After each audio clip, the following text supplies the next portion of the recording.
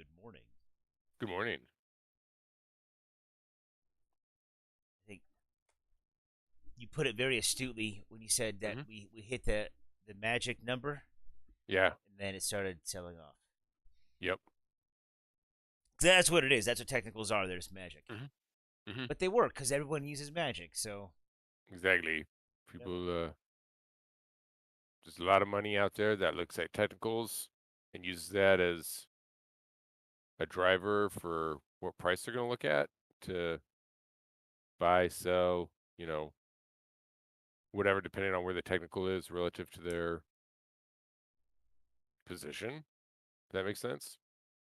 Say Like if that they again. own, yeah, so they'll be looking for like, oh yeah, well, the price will go up to, for example, like 480 because it's a technical indicator. And so they'll buy at a lower position Oh, with the expectation of the price going up to there, right. to then sell, and then that's where they would then sell. Mhm. And then if they were short, let's say they shorted up there, and then they would look at a next technical indicator as a price target, wherever that, like 410 or wherever. And then, like we said, like we've talked about, it's like horseshoes and hand grenades. People don't want to be the one holding the hot potatoes, so they'll that'll be an area, and then like okay, depending on their risk tolerance, they're gonna buy or sell farther away from that exact price point, so they don't get quote unquote left behind. Yeah.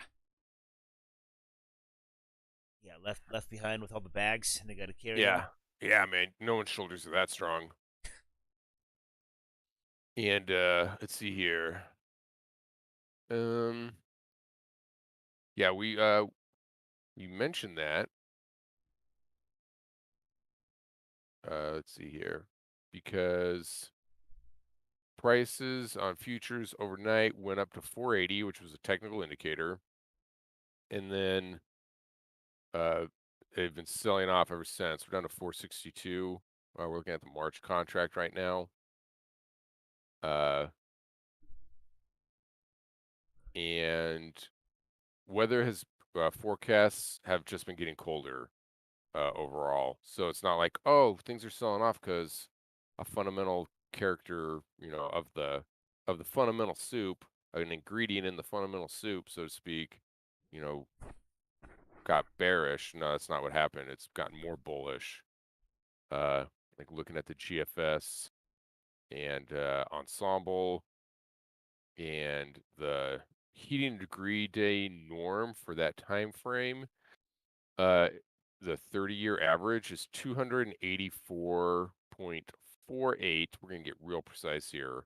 Heating degree days over that time frame, and that's from the 17th of February, which is today, to March 3rd. Well, the current weather forecasts are 341.18. So that's 56.7 heating degree days colder than the 30-year average. Like it's cold. Like we're looking out at it and we're looking out at like the 26th and the 27th. They're over 28 heating degree days. And the norm for those days are less than 20. So we're talking more than 8 heating degree days colder than norm, which is like freezing. I mean, I know that's a super technical term that I just used there. Like, should I have said like frigid? Frigid. Yeah. Arctic Yeah. frigid blast. Ar Arctic frigid Baja blast Frosty the Snowman edition. Made prices soar. Yeah. No, not they didn't. I just mean using all the BS Oh, that's jargon right. that's used all the time. Prices were launched from a catapult off an aircraft carrier. And we literally say that and laugh because someone wrote a blog post and that was literally the title of it. Like, not even kidding. Like, it was to that exact, they use those exact words. Prices have been launched from a catapult off an aircraft carrier. It was so like sensationalized. I thought it was, I was like, oh wow, does this person write for like the English tabloids? And they just like moonlight as a like quote unquote analyst for natural gas. Well, let's see here. What's the ECMWF? Big discrepancies though, right, between the ECMWF and the GFS. Yeah, GFS is just like, yeah, it's gonna be cold forever, and then the ECMWF is a little bit more modest. It's yeah, it's the cold is above average, but it Oh yeah. follows the 30-year average, and it's only maximum like what, like 24. What's the ensemble doing? I was looking at the 45 day. It's close Yeah, to 26 for like one day on the 24th. yeah, but it's a little bit more like regular. GFS is always, well, pretty much always, it like the model overreacts to like some clouds in the sky or something, and then it shoots up its expectations for the colds, and then as we approach, it warms up a lot, and then as we get closer, it like finds like a happy medium in between there. So Hmm. it takes a while to settle out and see exactly what it's going to be predicting. That's something that I found interesting. I'm definitely not a meteorologist, and I'm not an expert on it, but that was one thing that I thought was interesting was how cloud patterns affect the temperature forecasting out there. Like when I say out there, I mean like in the more distant future in the forecast. And then that's one of the big reasons why there'll be drastic changes in it when you're looking out at like the last 7 days of the forecast. So we'd be looking at stuff, past like the 25th of February, like the forecasting past there. Which is also probably why it gets way more spaghetti noodly Yeah, at that point. yeah. Like things are a lot tighter and they loosen up a little bit as we get out, and then it just turns into like everywhere. I think it's like 5 days. There was a thing that we said before, and it was in we kind of we kind of said like, yeah. So once we're like within like the 10 days of the, or no, 7 days of the weather, I think it was right. Then like when it's pretty much locked in, Yeah. Hmm. and the GFS is not participating in that paradigm. Um, so far, or not so far, but like with this one anyway, like this cold snap. I mean, it's like a 5 day thing. If it's like within 5 days, then then it's locked in. And maybe that's why we notice so many times that traders are just looking at like a 3 day window. Yeah. Because then you have both models are kind of locked in, and then like man, when Yeah. They're they, like tight. yeah, um, but yeah, the spaghetti noodles thing, it happens after like 5 days when to sorry 4 days, but On this one. Yeah. being generous, yeah, on this one in this example right now, you're right, yeah. Yeah. And yeah, when people are wondering what we say by tight, it's because it's a line graph. And so you have like four different iterations of the GFS that runs once every 6 hours. And all those lines, like when you're looking at like 5 days out, are all right on top of each other. Like they're just like, what I mean? Like within some tiny little margin of error. So it's like having four threads tightly laid together. And then they start spreading out slowly until we get out to about the 25th. And then it's like, wow, they go way out. Like to give you an example of like a discrepancy on the right now for the 27th, the farthest, like as far as cold goes, is over 28 heating degree days, but then the warmest is 24 heating degree days. So there's a 4 heating degree day discrepancy on that day, just in a 24-hour like run of the weather model. So we'll see how it like pans out. It is cold. They're both, both models are in agreement on one thing is that it's definitely going to be colder than average. It's just a question of like, is it going to last? How long is it going to be? And then like, how cold is it going to actually get colder than the current peak that we're going into this weekend? Because we're going into a little like 2 day hump of cold this weekend that'll uh, max out at 26 heating degree days. And they're both in agreement on that, the ensembles for the GFS and ECMWF. So we'll have to see. We'll have to see. That'll be one of those things where we're gonna find that. We'll find that out next week. Probably be like Wednesday. Yeah, it'll basically be like where we're at right now. We're on Thursday right now of this week, so it'll be like Wednesday, Thursday of next week, a week from now, we'll be finding out. Yeah.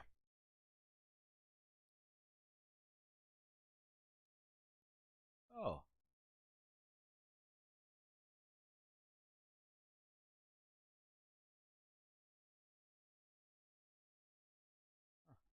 Yeah, we got inventory day, by the way. Yeah. Yeah, inventory today. Mm-hmm.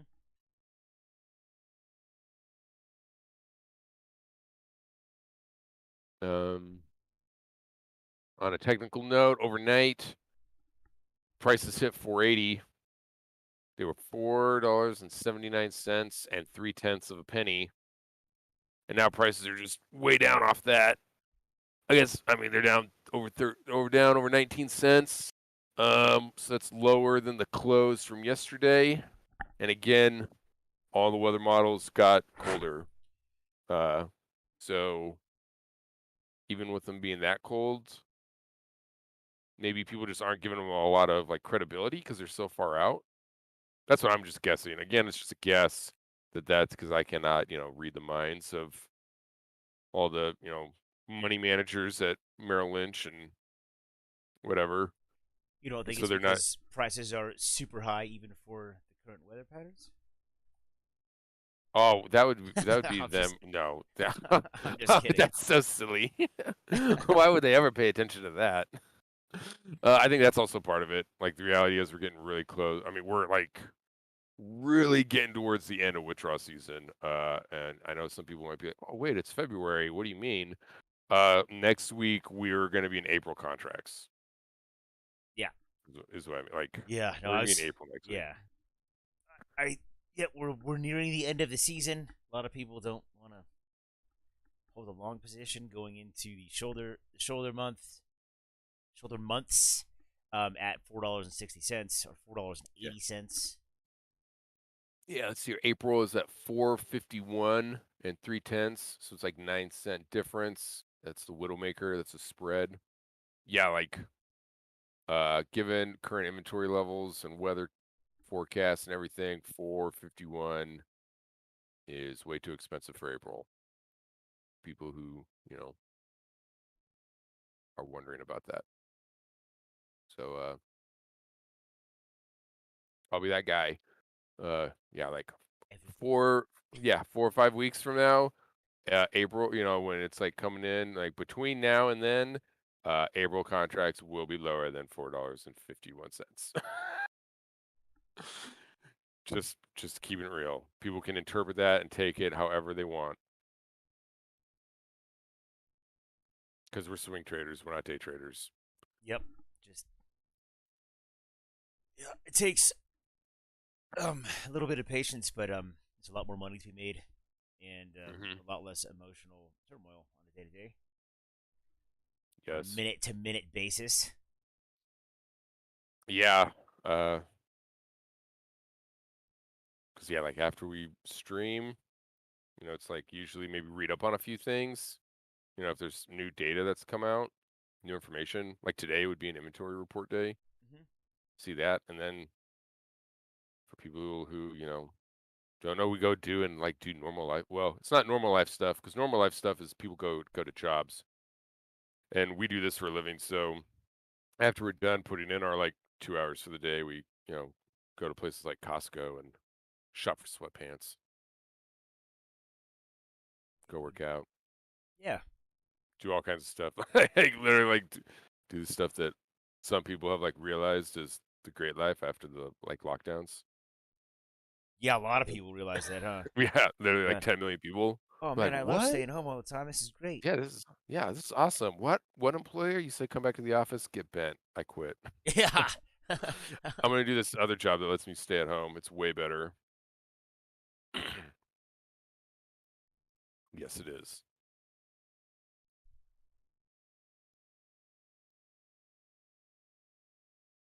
Oh yeah. So the prices yesterday after our stream went up to what is this 474, and then Mm-hmm. sold off about 15 cents in the after 12:30. Well, after 2:30 Eastern time, Yeah. and yeah, they sold off about 15 cents and just kind of bought back up after people were done selling or whatever. And then look at this gap up, which for God, I hate this.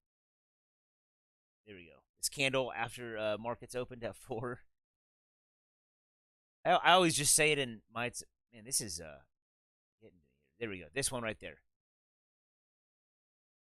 And I guess if you don't pay attention to these things like on a daily basis, that probably means nothing. But that's it. That's a gap up and then a pretty big candle for the market reopening after the hour closure, or the after hours market and all that. But anyway, yeah. Then it moved up. Yeah, just like you said, it moved up to 480, 479. Yeah. And then yeah, huge 10-cent sell off there for the London market, right? Yeah, and then continue to sell. Yeah, so I guess we're seeing the resumption of selling now. Just went through 460. Yeah. But that could easily get bought back up. So 460 is like this whole area right here is support between like 460 and 455 ish. It's all horseshoes and hand grenades. Yeah, I think that's an important thing to learn. It took me a while to learn it, not to laser beam stuff, to like sit there. Sit there. The price is like 3/10 of a penny away from like my order. Like, oh yeah. Yeah, like Awesome. yeah. And not execute it, and then the price would go the other way. And like sit there and well maybe it'll come back. Nope. That was it. Like no, yeah. You yep, missed it. I missed it. Did not hop on. The train went through the station, and I did not hop on. I had to learn that the hard way, and then I was like, oh yeah, man, like it's where I put the little line on my chart. It's totally irrelevant. Yeah. It's horseshoes and hand grenades. Like it's not about like getting piddly with fractions of a penny. Like we're not scalping. Yeah, like if you like initiated a short position here at 471, and then your profit target was here at 460, then I mean like I would start looking to sell like at 462. Or like if you expected 460 to show support and reverse, Yeah. then yeah, look to start selling here. So like it Mhm. test like this is a huge fast dump right here. I would have sold right there. Boop. Oh yeah, totally. And then this would be a shakeout. I mean, if you didn't sell here, you would have probably gotten shaken out if you would have waited a VWAP, or like, damn it, I didn't get I didn't get as much because I waited, idiot. And then, yeah, because yeah, hindsight's 2020. It's like it's really hard, or it's easy to like look at a chart like this and been like, no, I would have held on until the very bitter end, like at 460, and sold exactly at 4. No, you wouldn't. There's no way. Nope. That's a yeah. Once in a lifetime luck.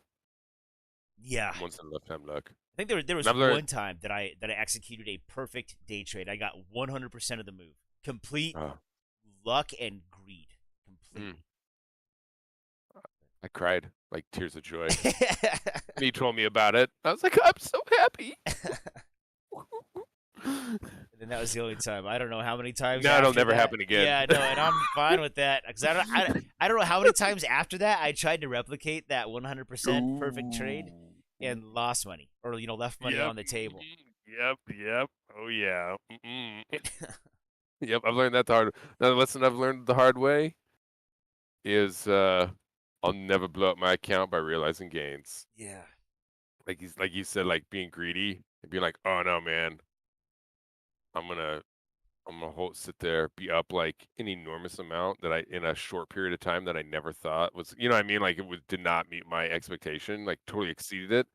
Oh, well, if it went up this, then it must go up so much more, and then not realizing my gains, and then held over the weekend, and it gapped the opposite way of what I wanted, and I went from being like up thousands of dollars to down thousands of dollars, and then down so much more. Like thousands of more. Yeah. And then being like, oh man, well that was it. I was like way back when I ever first started trading. Learned that the hard way.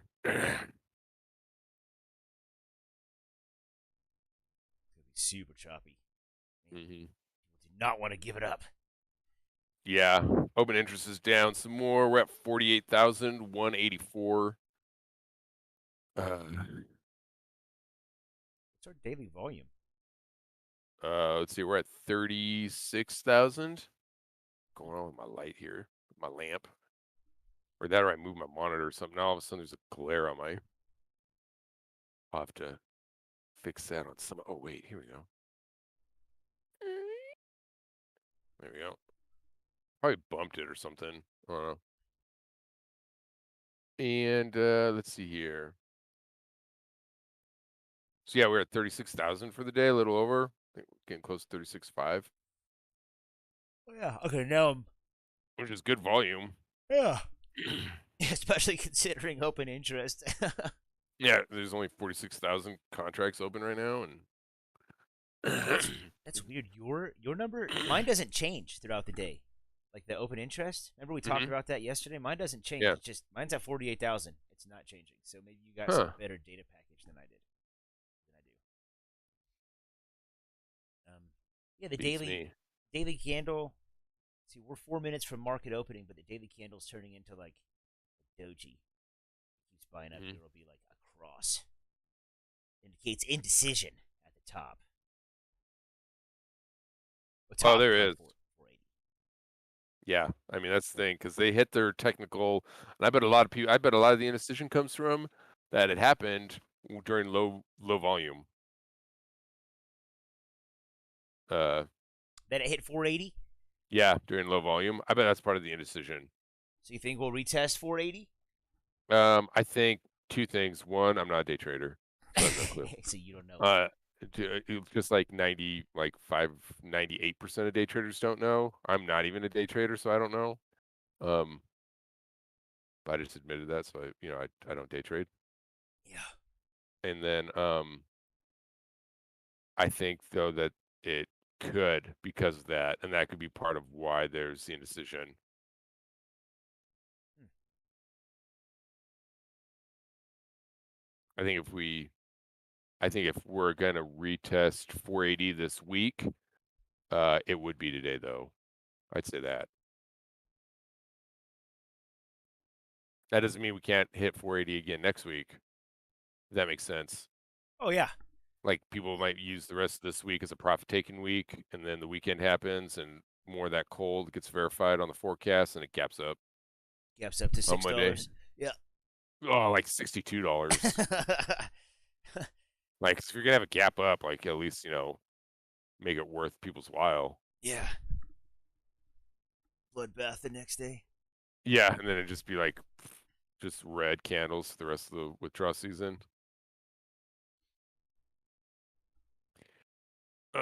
So yeah, I mean, I think that's a good possibility. Uh, People wanting to take profits. Yesterday's volume spike was uh Huge. thick at 17,000. Thick. 15 Yeah. minute candle. Yeah, that's enormous. Mm. It's like we talked about it and then it happened. Yeah, but yeah, if you didn't see the stream yesterday, we were talking about this one really impressive 15-minute candle at the volume spike, and it was 20,000 contracts. Mm-hmm. And then yesterday that enormous one. Yeah, and I was like, dude, is it about to happen again? Holy cow! Like twice in one season. Holy cow! It's enormous. Yeah. Let's see. Geopolitical events. Did you see that? No, I did not. I've been messing with my charts. See, I haven't like read anything like any articles. I'm just looking at the headlines. Here's one from a big news outlet in the U.S. Mostly do TV news, but let's see. Separatist forces claim large-scale shelling in Donbass. Mm. Donbass. I don't know how to say Mm. that word in that language, but Right. we talked about that a while ago. Like and then like all the other ones are talking about it being a false flag attack, and that's what we talked about Right. before. So like, so for people, so false flag. So they basically they're claiming that they were shelled, by Ukrainian forces, which would be a false flag attack to validate military incursion from Russia. So like they're saying like you attacked our the people we support were invading, even though it didn't happen. That would be the false flag attack. Yeah.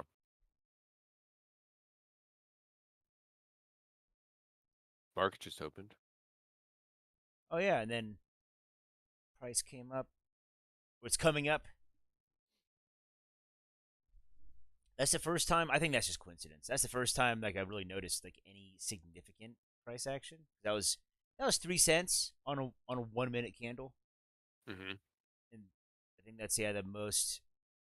That's not even that significant, but usually like at market open, nothing. It's it's not a big deal. Usually pre-market open Yep. is there's more significant price action. It's like half an hour Yeah, I later. agree. Yeah, market opens and then it's just kind of a continuation of whatever was going on before. Mm-hmm. So yeah, I'd be surprised if we saw a whole lot of more price movement between now and the inventory withdrawal, Yeah. just because a lot of times it seems that the price will just kind of stay in a holding pattern. Like by people, what I mean by that, it just stays in a tight range until the inventory numbers get released. Yeah, or like 15 minutes before people start buying in. Right, exactly. And then yeah, like right before, all of a sudden it's like, oh wait, they get, I don't know, cold feet or something about their position. Like, oh well, what if the you know number is something different, and then all kinds of selling and buying starts happening. Yeah, there's I haven't read a lot like of articles that have like the predicted ranges. So I'm just like going back to centigrade here. Uh, Hmm. 193 billion cubic foot withdrawal is projected for last week. Yeah, that's in line from what I've read. It's about 190. That's what people are looking for. It's been a while since I've read. Also, for people who don't know, I had like technical issues. I have multiple hard drives on my computer, and one of my hard drives crashed. So the hard drive that crashed is the one that I have my trading platform on. So I had to like reinstall it like right before the live stream and uh like mess with it. So that's why stuff doesn't look the same as what it normally does for people who like notice. But that's also why I haven't done any reading on anything like before. So, wake up like maybe 10 minutes before a live stream. It's still spent like reading stuff because everything else is all good to go. Like, I guess I should say ideally I wake up like 10 minutes before. Yeah, not 3 hours. Yeah, all too often it's more like 3 to 5 hours before. But last night it was like 10 minutes before. It was awesome. And then of course I can't have like two good things in one day, so because I like sacrificed my hard drive to like the sleeping gods, like on the altar on the mountain. Yeah. I shall get sleep. Stab it with a soldering iron. Yep. Hard drive died, and I got over 6 hours of sleep, so it was beautiful. Oh, that's a lot. Hmm. Oh yeah.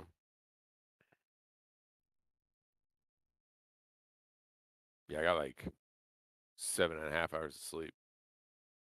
I slept like a normal human being. For people who don't know, I'm an insomniac, so it's more like an hour or two is my norm. Ooh, we're at like a total cross right now on the daily. Oh, Mad indecision.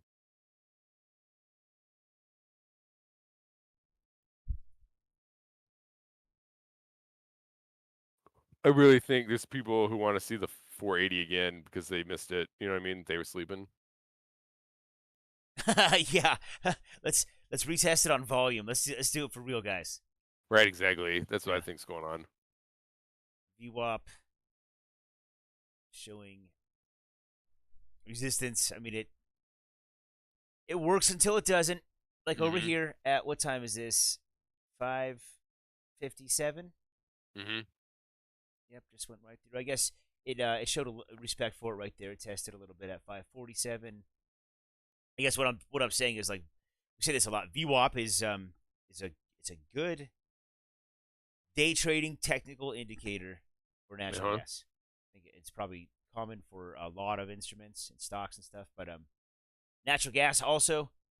So it's at VWAP and it's showing resistance. VWAP is that white line. It's right where the close was from yesterday. Oh yeah, That's that why the that is daily's across, like, because it's just like VWAP being like the day trading, like it's right where. So like you look at it, it bumps on it, and it turns the daily candle. oh yeah. And it's funny seeing like the day traders want to do something, but then people who look like because like we've talked about it before, but we didn't mention it today because since we're swing traders, we look at daily candles a lot more than we look at like 2 minute or 15-minute candles. So we look at like daily charts. Uh, so it's interesting to see that like the day traders don't want the indecision, or maybe it's the other way around. The day traders like, oh no, we're at VWAP, time to sell. Then No idea. other Yeah, people are dude. like, oh no, we don't have that much indecision. With people buying at $4.65, they're going long on like the end of the March contract. Mm-hmm. Um, Yeah, because it stops trading next week, yeah, yeah. This is it. Literally in one. 24th. Well, not literally. I guess 8 days. Mm-hmm. 24th.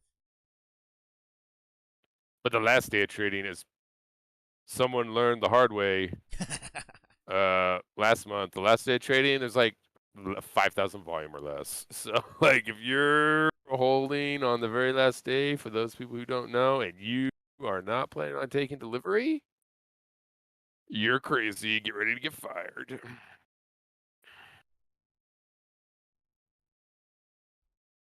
Yeah, This it's will a be. week. Yeah, the 24th is Thursday. Yeah. So it is a week. So like we got a holiday on Monday. So yeah, people they basically got like 2 more days of trading because futures will still trade uh, around the world on Monday.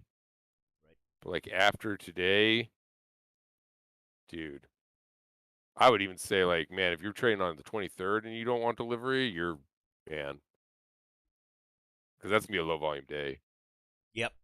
I Like agree. open interest by then will be like under 30,000, if not under 20,000.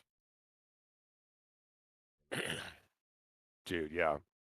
I didn't even think about that, how the holiday like plays in and everything. So really like today and tomorrow are the last real trading days in my mind from like what I've seen. Again, Like, just my observations. yeah.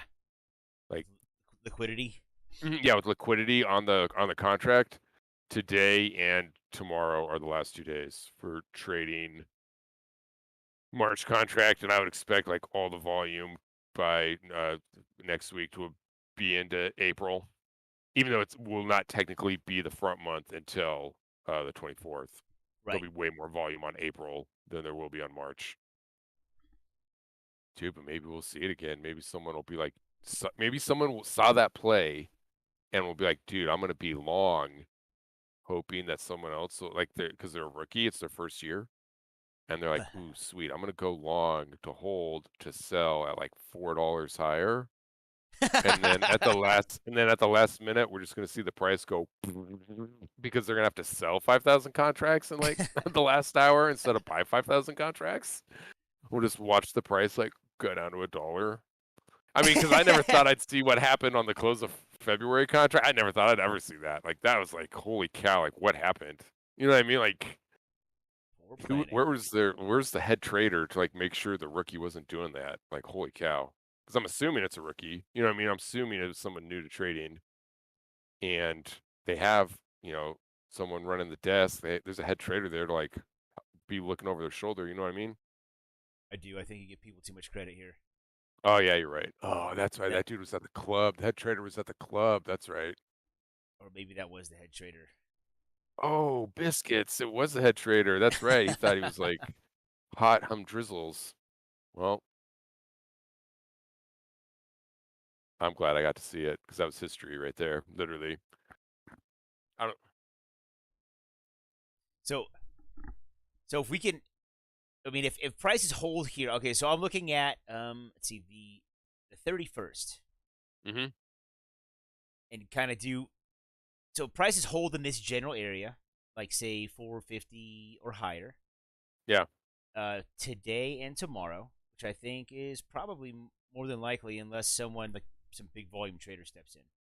Right. Then I think we'll see a gap up above 480 on Monday. Just throwing it out there, Yeah. and then try to push up again to like 550 ish, maybe even 580. Oh, that's Purely, going way back. That's going way back on the technical chart. But you are right. It is this withdrawal season. yeah, no, I just like based on what we've seen so far and like the crazy hysteria. Hmm. Um, and I'm not advising people to trade based off that. Don't try to catch a gap, or like, initiate a position to catch a gap. But yeah, we've seen like two gaps down. I think so far this season, like significant gaps down is what I mean. Like Not real like, ones. yeah, Yeah. like I guess like 10 cents or more. Maybe. I would say like where they gap down and then they didn't fill like overnight. Because we've seen like one like if gap down like 15 cents, but then it literally got bought up like 20 cents overnight. Right. So it wasn't a real gap. Like does that make sense?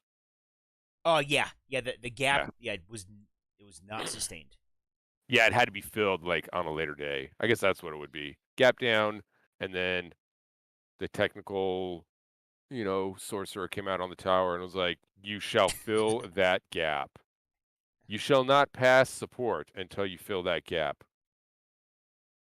And they did. They went and they filled it. Yeah, yesterday, by the way, that was Yeah, that was yesterday that this. they Yeah, this filled one that, by the way. right there. I had it circled yesterday. I was playing around with the drawings. Oh, actually, I still have the Uh-huh. drawing on there. Let's do it. This little guy right there. Mm-hmm. Gap. Little nice white circle, Mm-hmm. gray circle. There it is. And if they look to the right, see that those green candles, it was filled. That way, when the market gnome that walks up behind, and they have like the broom and stuff to clean up all the like paper clippings from all the ticker tapes, they walk up behind a couple weeks later along the chart, and if there's a gap there, they'll fall through, and then we'll have like God, dirty charts. So you got to fill them for safety, like it's an OSHA requirement. we're making fun of this. So like, I mean, in case it weren't obvious, like glaringly obvious. So to us, like technicals are just like they're like magic, like in a box. And then like every week, like the new like the intern or like the intern gnome walks up like with the box filled with magic, and then they open it like for the world to behold, and then like technicals happen. This is not trading on fundamentals. Like this season is incredibly volatile. Natural gas is normally volatile, but this season is nuts, and it's not being driven by fundamentals at all.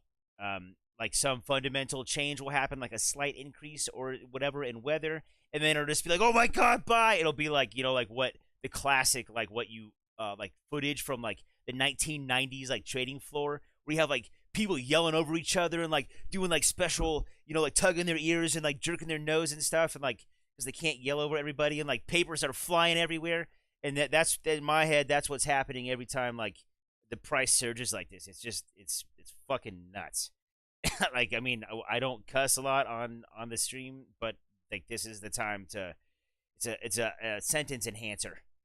It's like it's just crazy. So that's why we're making fun of it. Like five look back historically and look at how many times gas has gone over like gone to 550 or gone over $5. It's not that often. Shoot, even $4.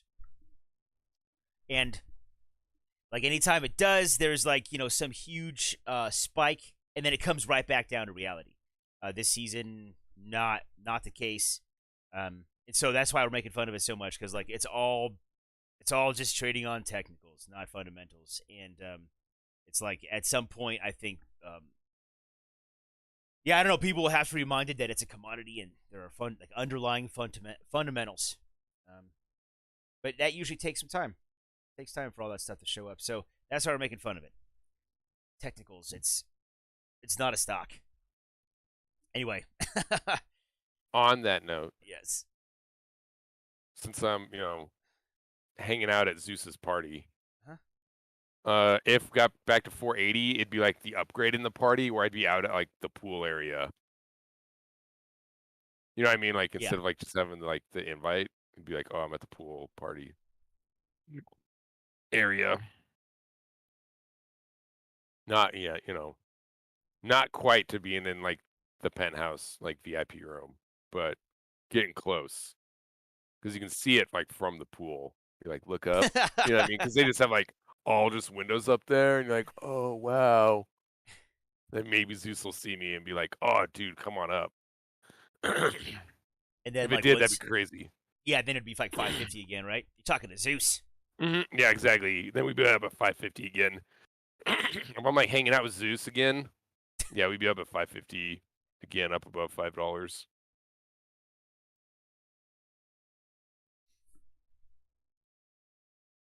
How do we know? Like people may be like, "Oh, really? Why are they saying that's like crazy town and that's not, with the fundamentals? Like, why is that?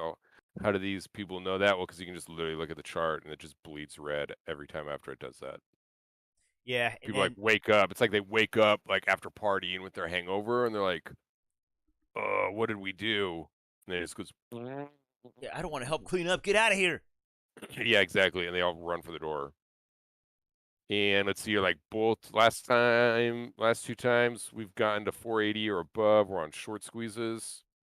The one back beginning of January, uh, on the 12th, that was a short squeeze. And then as you can see, it just like bled out all the way to the 20th, all the way back into below $4. And then the other time it got up above 480, which went up to above 550, that was the short squeeze that closed out the February contract. And then, so that was February contract getting squeezed because some crazy person who didn't know what they were doing, like fell asleep drunk at the wheel of their Bloomberg terminal or something. And like none of their like buddies like woke them up. And then like March got squeezed. So then like the next day, because the price didn't go down, I think people realized like, oh sweet, we can now squeeze the March contract because March didn't get squeezed, February got squeezed, and that moved up like the whole price curve. So then people squeezed the March contract, and then that's what happened to get it up to 550. And then people were like, oh snap, what do we do? And then the price just goes way back down below $4. Yeah, it's the same with like back in October when prices hit like they hit like 650, and it's just Mm-hmm. it's like smart money was piled in on that trade, and a lot of dumb money too, and gets to a certain point and then sells off. I mean, that was a lot more volatile back then, and the prices, Mm-hmm. daily price swings were huge, and Yeah. that's the first time I've ever seen that much volatility, and like that, it's kind of an indicator. We've talked about this, but it's kind of like an indicator where, um, like then it coincides with that article that we read about like a lot of new trading desks, trading groups or whatever as part of like existing banks. So people who are new to trading natural gas but have a ton of money to trade with, Yes. and so like that's that. I mean, that's why we're having like this crazy volatile, technically based trading season. Mm-hmm. Like, I mean, that's in years prior. Let's look at this. Let's look at daily. Years prior, you'd be lucky to get a dollar move. You'd be lucky to get a 30-cent move, and now it's well, that's not true. 30-cent move, like no, I mean more like 50, but still, these. I mean, you could hop in like like any one of these days, like leading up, and you could get an 80-cent move, like easy. I mean, like that's what it's less than 50% of the overall move. Um, Hmm. yeah, all I'm saying is like incredible volatility this season, and I expect it to continue. Yeah, Oh, I do too. in like throughout this, I mean, like from henceforward, we will have huge volatility in the markets. Oh, it's gonna be gorgeous. Mm-hmm. Because and that's good for people who are watching who don't know, because traders make money on the moves. It doesn't matter what the price is. If you're Hmm. trading, you make money off of movement, not off of like it just a steady incline over like 6 years in price. No, it's not stocks. We're trading, so like these huge movements. Someone who's privy to it and ready can make a tremendous amount of money. Um, that being said, I just want to say this: be careful with your long positions. For anyone trading natural gas, like if you're going long and you're a perma bull, just careful with them. Yeah. Um. Yeah. For like people. Yeah, like going on what you were saying.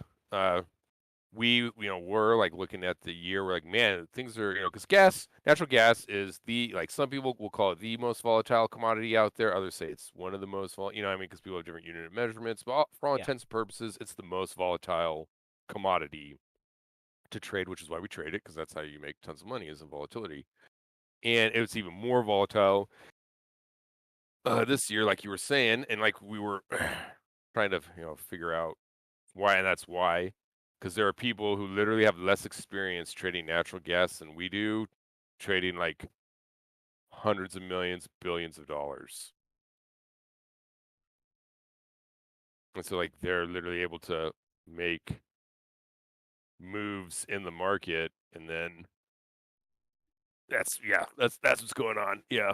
And so it's great, it's great for people who know what's going on, like we were talking about. We know what's going on, then we're just like, oh, okay, well, we can then make the money off the moves that way. Uh, yeah, and if I mean you don't believe oh, but us, just go look at charts. Go look at yeah, charts and go exactly. 10 years time in like daily candle aggregation. So like just Hmm. daily candles 10 years. Go back and look, and there's Yep. nothing. Like, yeah, there have been a few huge spikes, but it's like one per season. The people who got in on those were like, "Oh yeah, I got a piece." Yep. But then now Yeah. it's like, "Oh no!" Like every couple weeks, there's like this enormous spike. And if you're patient, and yeah, I mean, there's a lot of money to be made in this kind of Hmm. volatility. A lot of money, especially if you have hundreds of millions of dollars to trade. Don't even need a Bloomberg terminal. Nope. That's right, Mike. Don't like your face. Oh my.